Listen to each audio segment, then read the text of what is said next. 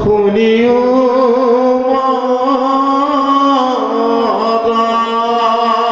কৃষ্ণ এটা কি সুন্দৰকে কৈছে যে ধৰ্ম জ্ঞান উপদেশ দিবৰ কাৰণে ভগৱন্ত পুত্ৰ বৈলা দুহান ভৱনে তেওঁলোকে জন্ম হৈছিল কাৰ যে দেৱহতীৰ গৰ্ভত কপিল ৰূপে প্ৰভু ভগৱন্ত জন্মগ্ৰহণ কৰিছে তেওঁসকলৰ ভকতিৰ বলতেই প্ৰভু ভগৱন্তক পুত্ৰৰূপে পাবলৈ সক্ষম হৈছে আমি প্ৰভু ভগৱন্তক ডাইৰেক্ট জন্ম দিব নোৱাৰিলে আমাৰ আই মাতৃসকলে সৎ সন্তানকো জন্ম দিব পাৰে নোৱাৰিব নেকি যদিহে ভগৱন্তক আমি ভক্তি কৰোঁ নিশ্চয় আমাৰো সুসন্তানেই জন্ম হ'ব গতিকে আমি এই ব্যৱস্থাটো আমাক দেখুৱাইছে দেৱহতী মাতৃগৰাকীৰ জৰিয়তে এতিয়া আমাক কৈছে তেওঁ জন্ম নাই তথাপি তেওঁ জন্মগ্ৰহণ কৰে এইকাৰণে তেওঁ অজেয় বা তেওঁ অজ ব্ৰহ্ম যি ব্ৰহ্মৰ কোনো কালে ক'তো পৰাজয় নঘটে যি জন্মই যি অজ জন্ম এই জন্মৰ কোনো কালে ক্ষয় নহয় ক্ষতি নহয় কোনেও পৰাজয় কৰাব নোৱাৰে সেই অজ ব্ৰহ্ম গতিকে সেই অজ ব্ৰহ্ম আমি পাবৰ কাৰণে যত্ন কৰিব লাগিব যিজন মহাহৰি সেইজনক পাবলৈ আমি যত্ন চেষ্টা আৰু যত্ন কৰিব লাগিব সেইকাৰণে কৈছে এই মহাৰাজ শুনা মনটো সাৱধান কৰি এই কথাবোৰ শুনা সকলো ভূততে তেওঁ উৎপত্তি হৈ আছে প্ৰভু ভগৱন্ত নথকা এই চাৰিমুঠি জীৱৰ ভিতৰত একোৱেই নাই সমস্ত জনৰ লোকৰ লগতেই প্ৰভু ভগৱন্ত আত্মা তথা পৰমাত্মা স্বৰূপে বিৰাজমান হৈ আছে গতিকে তেওঁ আমি যদিও সাকাৰ স্বৰূপে নাপাওঁ তেওঁ যিহেতু সপ্ত ব্ৰহ্ম ৰূপতেই এই বিশ্ব জগতত বিৰাজিত হৈ আছে গতিকে আমি সপ্ত ব্ৰহ্মকে সাৰোগত কৰি ঈশ্বৰ চিন্তন কৰিব লাগিব সেয়ে আমাক উপদেশত প্ৰদান কৰিছে যে যেহি নাম সেহি কৃষ্ণ জানা নিষ্ঠ কৰি নামৰ লগতে থাকে আপুনি শ্ৰী হৰি গতিকে নামৰ লগতে ঈশ্বৰ আছে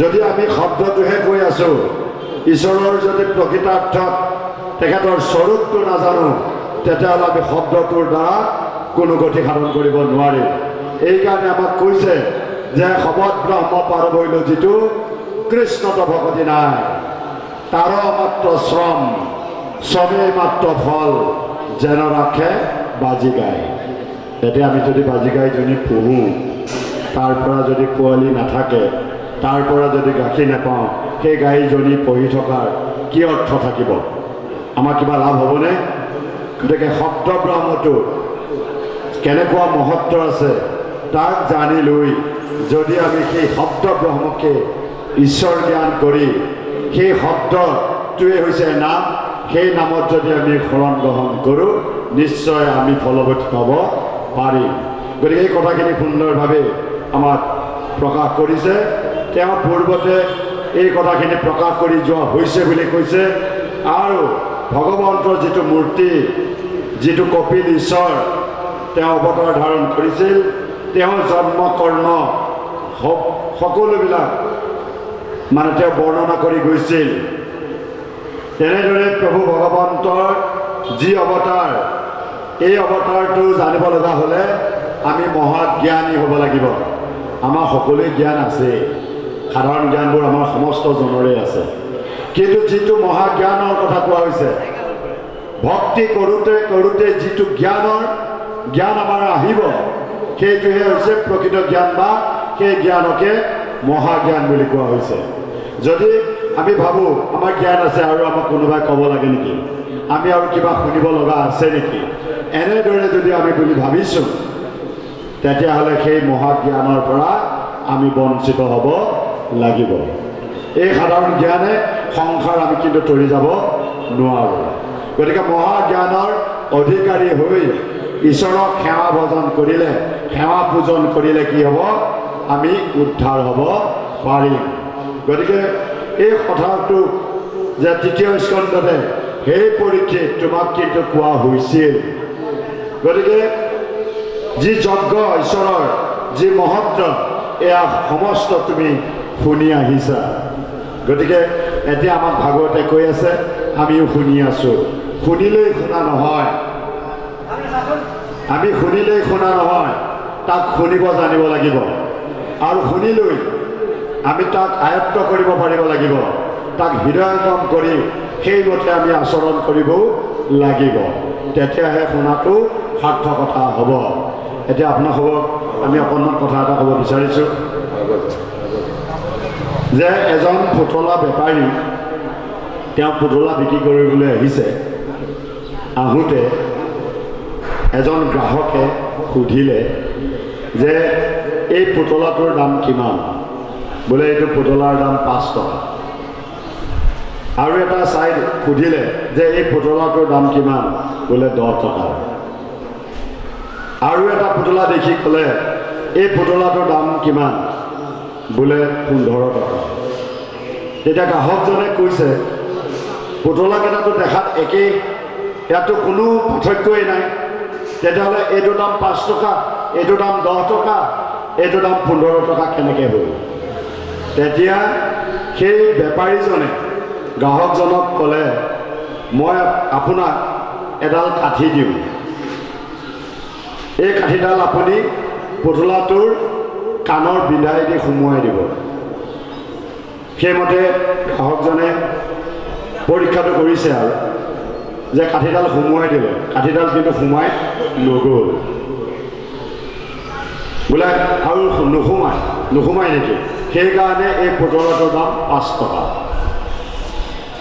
আৰু এটা যিটো মানে 10 টকীয়া পুতলা সেইটো ল'লে, বোলে এইটোত সোমোৱাই দিয়া, কাণৰ বিন্ধাকেইটাত সোমোৱাই দিলে, ডাইৰেক্টলি ইখন কাণৰ পৰা সেইখন কাণৰ বিন্ধাই দি ওলাই গ'ল কাঠিডাল, সেইকাৰণে ইয়াৰ দাম 10 টকা। এই 15 টকাটোত ক'লে এইটোকো সোমোৱাইছোঁ। যেতিয়া কাঠিডাল সোমোৱাই দিলে এই কাণৰ বিন্ধাই দি, তেতিয়া সেই কাঠিডাল বাহিৰলৈ ওলাই নগ'ল, ডাইৰেক্ট ভিতৰলৈ সোমাই গ'ল।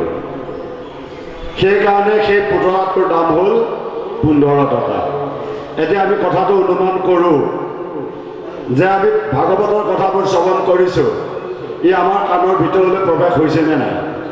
তেতিয়াহ'লে আমি 5 টকীয়া। আৰু যদি আমাৰ ইখন কাণে সোমাই সিখন কাণে ওলাই গ'ল, তেতিয়াহ'লে আমি 10 টকীয়া। আৰু যেতিয়া কাঠিডাল কৰ্ণ বিন্ধাই দি সোমোৱাই দি আমাৰ হৃদয়লৈ ভিতৰলৈ যেতিয়া গৰ্ভলৈ গ'ল, তেতিয়া আমি 15 টকীয়া পুতলা। আপোনাৰ সব নহয় দেই, আমাৰ নিজকে কোৱা হৈ আছে, আমি নিজকে কৈ লৈছোঁ, হয়নে বাৰু? আমি শুনিব লাগিব তেনেদৰে।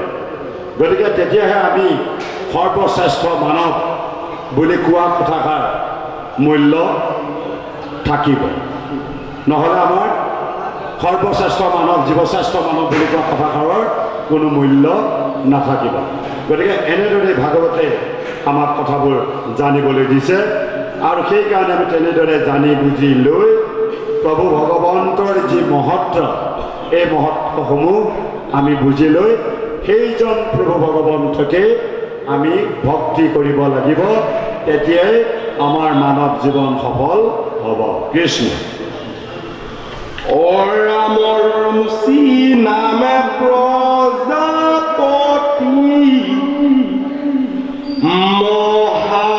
মহাভাগৱত তান গৃহে আকুতি দে বীৰদৰত ভৈলন্ত উদিত যজ্ঞ নামে ভগৱন্ত স্বয়ম্ভু মনু নিজে গৃহে আনিলন্ত অৰাম জগতৰ তাপহাৰী যজ্ঞ দেখিলা ই আনন্দিত হুইয়া মন হৰি নাম দিলা যিটো কৰ্ম কৰিলন্ত যজ্ঞ ভগৱান অকুৰু বংশধৰু হুইয়া হুয়ো সাৱধান কৃষ্ণৰ সেৱাৰ ফলে শতৰূপা অতি কাম ভাই ভুইক বিষয়ত ভৈলা বীৰ কতি কৃষ্ণক ধৰিয়া মন তেজিলন্ত ৰাজ ভাৰ্যা কমে তপ কপ শিলা বন মাজ কুনন্দা নদীত গয়া তপয়াৰম্ভিলা ৰাম কৃষ্ণ নাম মাত্ৰ মুখত ৰাখিলা হতে কপত কৰে পাৱে ভূমি চুই কৰিলন্ত ঘূৰত সাৱধান হুই কৃষ্ণ এনেদৰে ৰুচি নামে প্ৰজাপতি যিজন এখেতক মহাভাগৱত বুলি আখ্যা দিছে আৰু তেওঁ গৃহত আকুতি দেৱীৰ উদৰত মানে ভগৱন্ত যজ্ঞ নামেৰে জন্মগ্ৰহণ কৰিছে স্বয়ম্ভু মনু নিজে গৃহত সেই যজ্ঞ আয়োজন কৰিছিলে জগতৰ যিজন তপহাৰী যজ্ঞত দেখি আনন্দিত হৈ মনুৱে হৰিনাম মানে মনুক হৰিনাম প্ৰদান কৰিলে আৰু যিটো কৰ্ম ভগৱানে কৰিলে তাৰ কথা হে কুৰু বংশধৰ তুমি সাৱধান হোৱা তুমি সাৱধান হৈ শুনা কৃষ্ণৰ সেৱাৰ বলত শতৰূপপতি স্বয়ম্ভু মনুৱে কাম ভোগ্য বিষয় বাসনাৰ সমস্ততে তেখেতৰ বিৰগতি আহিলে আৰু কৃষ্ণক মনে ধৰি সমস্ত বিষয় বাসনা তেওঁ ত্যাগ কৰিলে গতিকে ভাৰ্যা সৈতে তেওঁ বনৰ মাজলৈ প্ৰৱেশ কৰিলে এটাই উদ্দেশ্য যে ঈশ্বৰক তেওঁলোকে আৰাধনা কৰিব বা তপ কৰিব গতিকে কুনন্দা নদীৰ পাৰত গৈ তেওঁলোকে তপ আৰম্ভ কৰিলে আৰু ৰামকৃষ্ণ নাম মাত্ৰ তেওঁ খবৰ মুখতে ৰাখিলে এটা নাম আমাৰ মুখত থাকে সেই নাম হৃদয়ৰ পৰা আহিব লাগিব আৰু সেই নাম আমাৰ কণ্ঠলগ্ন বস্তুৰ সদৃশ হৈ আমি পৰিধান কৰিব পাৰিব লাগিব এইকাৰণে কৈছে যে আত্মা ঈশ্বৰক লাগ প্ৰত্যক্ষে সততে পায় নপায় জানা তাংক অবিদ্যাত অবিদ্যা নাখিলে লাগ কৃষ্ণক পাৱে যেন কণ্ঠলগ্ন বস্তুক সাক্ষাৎ গতিকে সেই নাম আমি লাভ কৰিবলৈ হ'লে আমাৰ সমস্ত অজ্ঞানতা দূৰ কৰি ল'ব লাগিব যদি তেনেভাৱে আমি অজ্ঞানতাবোৰ দূৰ কৰিব নোৱাৰোঁ প্ৰভু ভগৱন্তৰ মুখেৰে নাম লোৱাটো কেতিয়াও শুদ্ধ নহ'ব এই নামৰ জৰিয়তে যদি আমি কাৰোবাৰ অপকাৰহে বিচাৰিছোঁ তেতিয়াহ'লে সেই নামৰ কোনো অৰ্থ নাথাকিব গতিকে আমাক এইকাৰণে কয় যে কৃষ্ণক যদি পাব লগা হয় দেহ ধন জন মান অভিমান সমস্ত পৰিত্ৰেজ হ'ব লাগিব। যদি আমি সেইবোৰ পৰিত্ৰেজ নকৰোঁ, সেইজনক ঈশ্বৰে কেতিয়াও কৃপা নকৰে, সেই নামে কেতিয়াও তেওঁক ক্ৰিয়া নকৰে।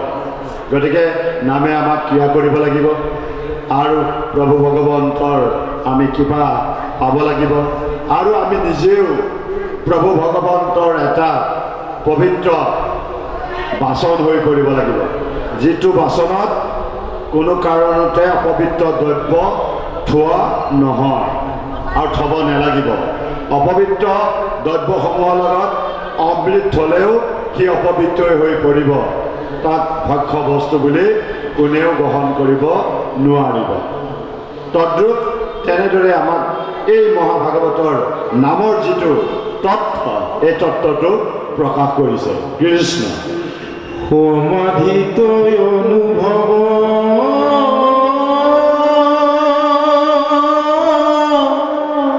কৰি অথচয় লোকক কি পায়ে মনো প্ৰকাশিক হয় নিন্দা মাজে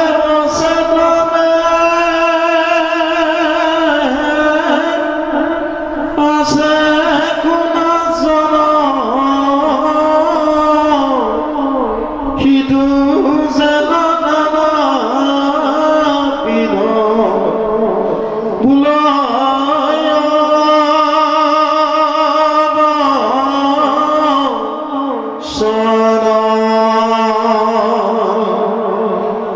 সেই মতে মনুৱে সমাধিত হৈ অধুমুখে উপদেশ বচন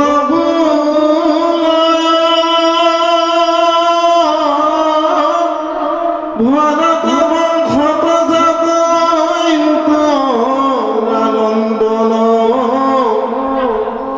কহু কাকনি সবদে শুনা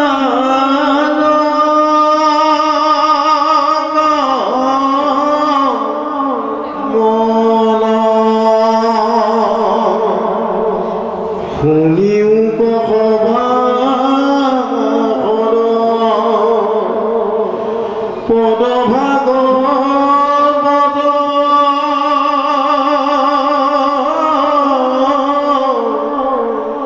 দেখা কেনে ইটো কৃষ্ণ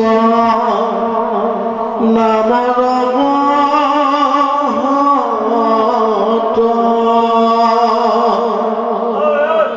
অন্তকালে কৃষ্ণ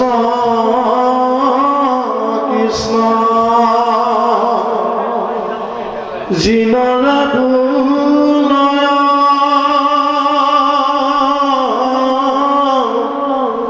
প্ৰথম অক্ষৰে ত্ৰাব মুকুতি দিয়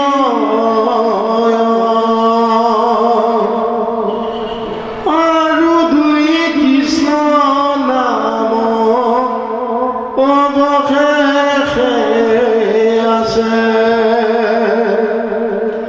কিবা দিব বুলি মনে মনে গুণে পাছে ভৈলো ঋণী হাগদি বাৰ বস্তু নাই লৰে জাহুয়া ৰৈল দুয়ো মাথা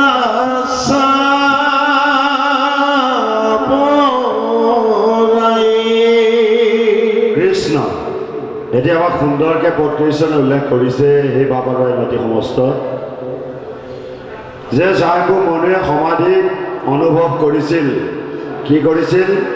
নামৰ যি অৰ্থ স্বৰ, যে নামৰ প্ৰকৃত কি হ'ব পাৰে, নামে কি জীৱসকলক কেনেদৰে গতি মুক্তি সাধন কৰিব পাৰে, তেওঁ লোককে কৃপা কৰি তেওঁ প্ৰকাশ কৰিছিল। আৰু আমি যেতিয়া নিদ্ৰা অৰ্থাৎ টোপনি যাওঁ তেতিয়া আমি অচেতন অৱস্থাত থাকোঁ। আমাক যদি কোনোবাই ক'ৰবালৈ দাঙিও নিয়ে আমি ক'ব নোৱাৰোঁ। অথচ এটা চেতনা শক্তি তাতে থাকে। কাৰণটো যে প্ৰভু ভগৱন্তই আমাক অনুকূল বায়ুৰূপে শ্বাস প্ৰশ্বাস অৰ্থাৎ উশাহ নিশাহ লৈ থকাত সহায় কৰে। গতিকে সেই অৱচেতন হৈ থকা যিজনে চৈতন্য শক্তিটো প্ৰদান কৰিছে সেইজন কোন হ'ব পাৰে? এয়া মনুৱে ভাবিছিল, আমিও ভাবিব লাগিব। আৰু সেই যেন নানাবিধ বিভিন্ন ভাৱেৰে বহুজনে বহু ভাবি তেওঁক প্ৰকাশ কৰে। সেইদৰে মনুও সমাধিত স্থিত হৈ অধোমুখে উপদেশ বচনবোৰ আমালৈ প্ৰেৰণ কৰি থৈ গৈছে। গতিকে ভৰতৰ বংশত যিজন জন্ম হৈছিল উত্তৰাৰ নন্দন, সেই উত্তৰাৰ নন্দন তুমি নিঃশব্দ হৈ আনন্দ মনেৰে ইয়াক শ্ৰৱণ কৰা। এতিয়া আমালৈ আহিছে সেই সভাসদসকল, ভাগৱতৰ পদৰ কথা শুনা। এইটো কৃষ্ণ নামৰ কি মহত্ব আছে ইয়াত আমি সাৱধান হৈ শুনিব লাগিব। গুৰুসকলে আমাক আহ্বান জনাইছে যে সভাসদসকল সাৱধান হৈ কৃষ্ণ নামৰ যি মহত্ব ইয়াক শুনা। অন্তকালে যিজনে কৃষ্ণ কৃষ্ণ বুলি কয় প্ৰথম অক্ষৰে তাক মুকুতি দিয়ে, যে প্ৰথম এবাৰ নাম ল'লেই তেওঁ মুক্তি সাধন কৰিব পাৰে।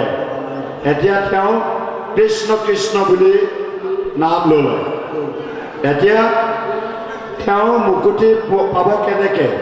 আমাক এই কথাখিনি কৈছে যে আৰু দুই কৃষ্ণ নাম অৱশেষে আছে, কিবা দিব বুলি মনে মনে গুণে পাছে, যে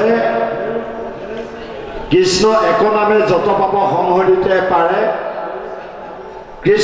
কৃষ্ণ এক নাম ল'লেই আমাৰ যিমান পাপ তথা কোটি কোটি জন্মৰ পাপ নাইকিয়া হয় বুলি কৈছে।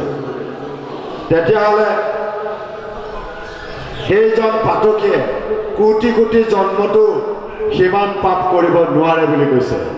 সেইকাৰণে কৈছে একনামে যত পাপ সংহৰিতে পাৰে, ততেক পাতকী পাপ কৰিতে নপৰে। গতিকে সেই নামৰ মহত্বটো আমাক প্ৰকাশ কৰিছে। গতিকে সেই কৃষ্ণ বা ৰাম যি নামে আমি নামাতো কিয়, তেওঁক আমি সুদৃঢ় বিশ্বাসেৰে অন্তৰ পৰা অভ্যন্তৰ পৰা ওলাই অহা নিগৰি অহা নাম হ'ব লাগিব। আমি মুখেৰে ডাঙৰ ডাঙৰকৈ কৈ থাকিলেও নহ'ব। গতিকে সেই নামে বোলে কি কৰে, ইয়াৰ পিছত আৰু মই দেখোন একোৱেই দিবলৈ নাই, কি দিম এই বুলি ভাবি তেওঁ হেনো দিবলৈ একো বস্তু নাই। মই এই অক্ষৰ দুটাৰ কাৰণে কি হ'লো, মই ভকতজনৰ ঋণী হৈ পৰিলোঁ তথা মই ধৰুৱা হৈ পৰিলোঁ, এই বুলি ঈশ্বৰে কৈছে। চাওকচোন, এয়া ঈশ্বৰৰ বাণী, কিমান মহত্ব, কিমান মহান। কিন্তু সেই নামক ল'বলৈ আমি কিন্তু এলাহ কৰোঁ। সেয়ে কৈছে ভকতৰ চাৰিটা বস্তু থকাটো একেবাৰে বাঞ্ছনীয় নহয়: লাজ, ভয়, এলাহ আৰু নিদ্ৰা মানে টোপনি। এই চাৰিটা বস্তু ভকতজনৰ বাবে উপযুক্ত নহয়। গতিকে আমাৰ যদি ভকতৰ লাজ আছে, লাজটো কিহৰ লাজ? আমি ভকতক হাত জোৰ কৰি সেৱাটো দিবৰ কাৰণে আমাৰ লাজ। সেই লাজ যদি আছে, সেইজনে কেতিয়াও ঈশ্বৰক নাপায়। আৰু যদি আমি ভয় খাইছোঁ যে ভকতজনক মই সেৱা কৰিম, কোনোবাই দেখিব আৰু মোক কিবা কিবি ক'ব, তেনেভাৱে যদি লাজতে মৰিলোঁ, সেৱাটো নধৰিলোঁ, তেতিয়াহ'লে সেই লাজেও আমাক কোনো ধৰণৰ উপকাৰ কৰি দিব নোৱাৰে। এলাহ, আজি সেৱা ভাগলৈ যিসকলে আহিবৰ কাৰণে এলাহ কৰিছে, এইসকলে ইয়াৰ পুণ্য যিটো ফল তেৰাসৱে নাপায়। গতিকে এলাহৰ কাৰণে এই পুণ্য ফলৰ পৰা তেওঁ বঞ্চিত হ'ব লগা হ'ল। গতিকে আমি এলাহটো বাদ দিব লাগিব আৰু আমি ঈশ্বৰৰ নাম কথা ভকতৰ সংগত থাকি শ্ৰৱণ কৰিবলৈ আহিছোঁ। আহি যদি টোপনিয়াই আছোঁ, তেতিয়াহ'লে কোনো কাম নাহিব। গতিকে এই কথাখিনি আমাক সুন্দৰভাৱে আজি কৃষ্ণদেৱ মুখৰ বচনৰ পৰা আমি প্ৰকাশৰ দ্বাৰা আমি জানিব পাৰিছোঁ যে এনেদৰে যদি আমি ঈশ্বৰৰ নাম লওঁ, তেতিয়াহ'লে আমাৰ কোনো কামত নাহিব। আমি যদি শুদ্ধ চিতেৰে তেওঁৰ নাম লওঁ, তেতিয়াহ'লে সেই নামে আমাক ক্ৰিয়া কৰি আমাক গতিমুক্তি সাধন কৰিব। আমাক আৰু এটা কথা ইয়াতে কৈছে যে আৰু দুই কৃষ্ণ অৱশেষে আছে, কিবা দিব বোলে মনে মনে গুণে পাছে, ভয়লো ঋণী ইহাকত দিবাৰ বস্তু নাই, লজ্জা হৈয়াৰ ধৰিল দুয়ো মাথা চাপৰাই। যে প্ৰভু ভগৱন্তই নিজে মূৰ তললৈ কৰিবৰ কাৰণে বাধ্য হয়। এতিয়া সেই ভাৱ হ'ব, যিজন ভকতৰ লগত এই মহানামৰ ভাণ্ডা আছে, সেইজন ভকতে আমাৰ দৰে সেইটো উচ্চ কৰি তেওঁ কিন্তু চলন ফিৰণ একেবাৰে নকৰে। আমাৰ ভঁৰালত ধানেই নাই, গতিকে আমাৰ কি আৰু আমি কি আৰু মানে উগ্ৰ আৰু উচ্চশীৰ হৈ আমি যাকে তাকে যাহা তাহা ব্যৱহাৰ কৰোঁ। গতিকে আমি গাম্ভীৰ্য বা ধৈৰ্য আমাৰ সহ্য একেবাৰে নাই। সেইকাৰণে আমি কোনোজনে কিবা কথা ক'লে আমি তেওঁৰ ওপৰত বিৰুদ্ধ আচৰণহে কৰোঁ। গতিকে আমাক তেনে কৰিবলৈ ভাগৱতে হাত দিছে, মানা কৰিছে। গতিকে আমি যিভাৱে কৰিলে আমাৰ হ'ব, তেনেদৰে আমি কৰিব লাগিব।